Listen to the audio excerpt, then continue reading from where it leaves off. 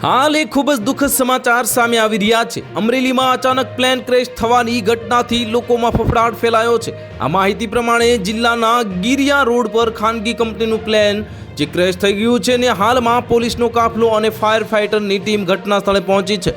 જો કે જિલ્લા કલેક્ટરે માહિતી આપી છે કે પ્લેન ક્રેશ થતાં એક વ્યક્તિનું મોત થયું છે અને સ્થળ પર કોઈ નુકસાનના સમાચાર નથી। અમરેલીમાં પ્લેન ક્રેશની ઘટના સામે આવતા જ તંત્રમાં દોડધામ મચી છે અને માહિતી પ્રમાણે પ્લેન ક્રેશ અમરેલીના ગિરિયા રોડ પર થયું છે અને એક વ્યક્તિનું મોત નીપજ્યું છે। અમરેલી જિલ્લા કલેક્ટર અજય દહિયાએ માહિતી આપતા જણાવ્યું કે જિલ્લાના ગિરિયા રોડ પર ખાનગી કંપનીનું એક વિમાન ક્રેશ થયું છે, જેમાં સવાર એક વ્યક્તિનું ઘટના સ્થળે મોત નીપજ્યું હતું।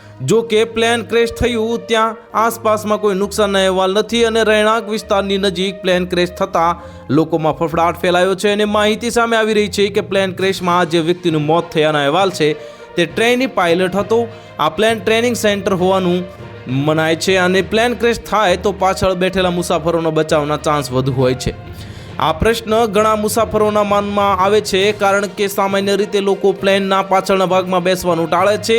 તેનો ઘણીવાર વિચારે છે કે પાછળ બેસવાથી મુસાફરીમાં અવ્યવસ્થા આવી શકે છે અને ખાસ કરીને જ્યારે કોઈ વ્યક્તિ વચ્ચેની સીટ પર બેસવાનું કહે છે, પરંતુ કદાચ મુસાફરોએ આ વિચાર બદલવાની જરૂર છે। વાસ્તવમાં હવાઈ મુસાફરી એ વિશ્વમાં પરિવહનનું સૌથી સુરક્ષિત માધ્યમ માનવામાં આવે છે।